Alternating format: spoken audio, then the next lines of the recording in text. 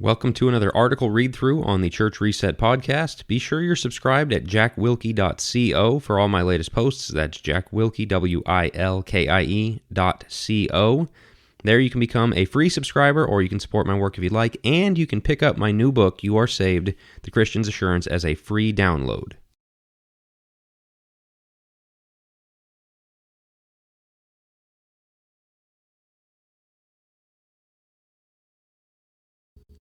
Three Ways Jonah Foreshadowed Casual Christianity, July 17th, 2026. Jonah makes for one of the most interesting studies in the Bible. Though known best for his cramped, disgusting campout in the belly of the fish, Jonah has much to tell us about what not to do and who not to be. First, Jonah only obeyed when he wanted to. 2 Kings 14:25 tells us that God once spoke through Jonah, so we know that at least some point in his life, Jonah obeyed God. When the time came to go to Nineveh, however, we all know how disinterested in obedience Jonah was. He was so determined to not obey God that he ran as far as he could in the direction opposite of where God wanted him to go.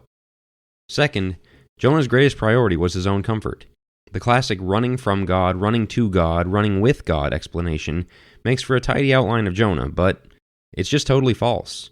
Rather than ending the book fully restored and on God's side, Jonah ends the book being blasted by God for caring more about a plant that gave him shade than about the souls of the people of Nineveh. Jonah seemed to have one primary motivation in the book: whatever made Jonah comfortable. Third, Jonah was selective in his care for souls.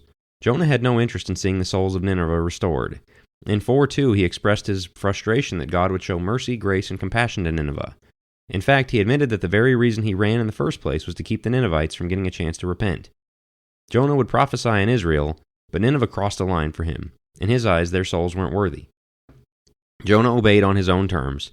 He put his own comfort over people and over God's will, and he decided which souls he cares about and which souls he didn't. Casual Christianity looks almost exactly like Jonah. It tells you that you don't have to obey everything God says. He'll be happy if we follow him most of the time. It will never, ever push you out of your comfort zone. It will even create churches for you that let you come and go on your terms and never ask you to grow or change. And it will let you live your life without caring for souls. Church is about you and what you get out of it. Go to be served and not to serve. That's not true Christianity, though. No Christian should be striving to be a Jonah. As always, Jesus provides us the perfect counterexample to every bad example in the Bible. Jesus obeyed in every way. Jesus states a number of times in John's Gospel that he was here to do the Father's will and not his own. John 5:30, 6:38, 8:26, 15:10. He was perfectly submitted to the Father. Comfort never entered into Jesus' consideration. Philippians 2:5-8 details how he didn't consider equality with God something to be grasped, how he emptied himself to be found in appearance as a man, a bondservant who went all the way to the cross. Jesus didn't see any soul as being beyond his love and grace. He looked at the very people who were crucifying him and uttered those famous words, "Father, forgive them, for they know not what they do," Luke 23:34.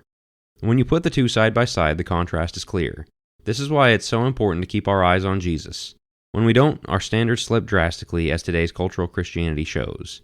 That religion would tell Jonah that he was fine just the way he was. It would tell him that anyone who corrected him was being judgmental.